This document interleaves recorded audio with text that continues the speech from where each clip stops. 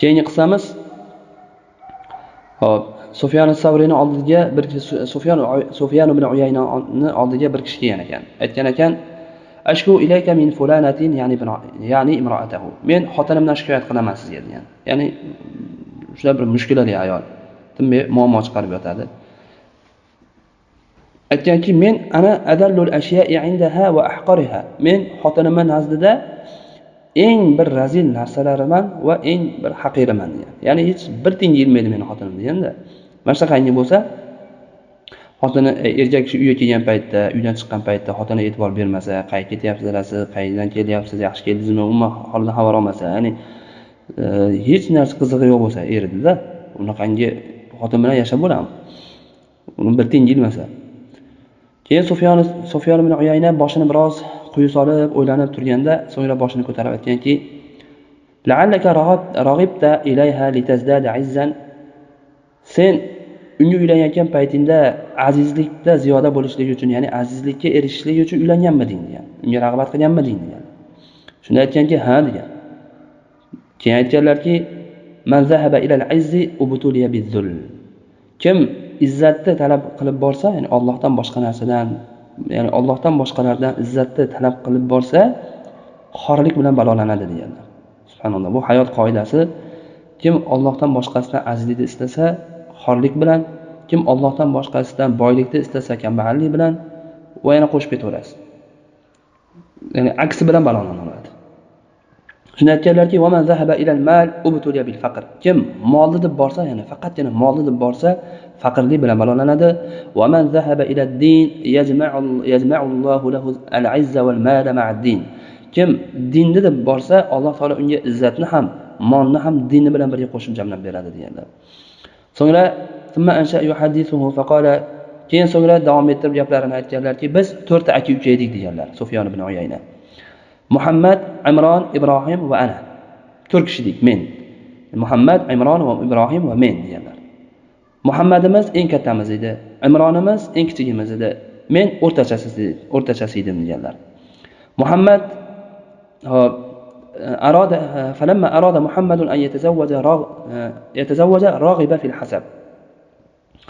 Muhammad, ya'ni kattamiz, uylanishni xohlagan paytda u obro' e'tiboriga, ya'ni nasl nasabdoriga qiziqib uylandi. Man hiya akbaru minhu hasaban. Ya'ni o'zidan ko'ra, ya'ni obro'si, nasl nasabi kattaroq oilaga sovchi qo'yib, shunisiga qiziqib, shunaqangi ayolga uylandi. Fabtalahu Allohu biz-zulm. Alloh taolo akamni mana shunaqangi xorlik bilan balolandi degan.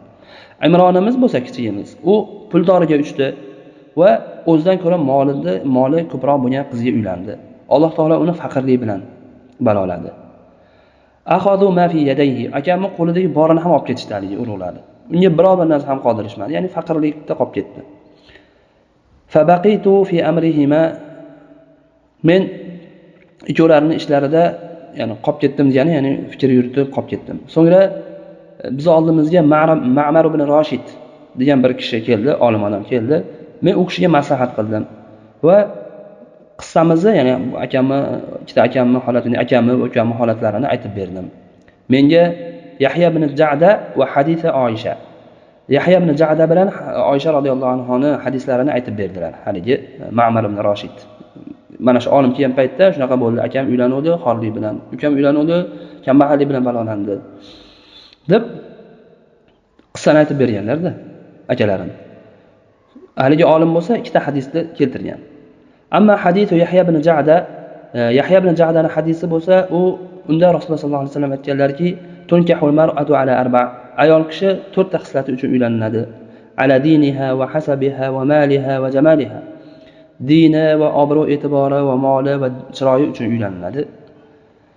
Fa alayka bi zati din taribat yadak. Rasululloh sollallohu alayhi vasallam aytganlar-ku, sen dindorini lozim tutgun, taribat yadak, qo'ling tuproqqa beringyor, qo'ling tuproqqa beringyor, ya'ni o'zimizda erkalatib gapirishni ham bo'ladi, yoki dindorini lozim tutmasang, qo'ling tuproqqa belanadi, ya'ni qo'ling tuproqqa botib birinchi bo'lmaydi degan deydi. Bunaqa ma'noda tushunsa ham bo'ladi.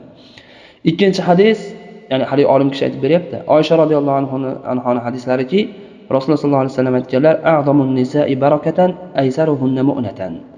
Ayollarni eng barakasi ko'pi bu sarf xarajati yengili deganlar. Ya'ni falon million dollar mahr qo'ysa, bilingki bir muammosi bor bu ayolning. Ya'ni haqqi bor, lekin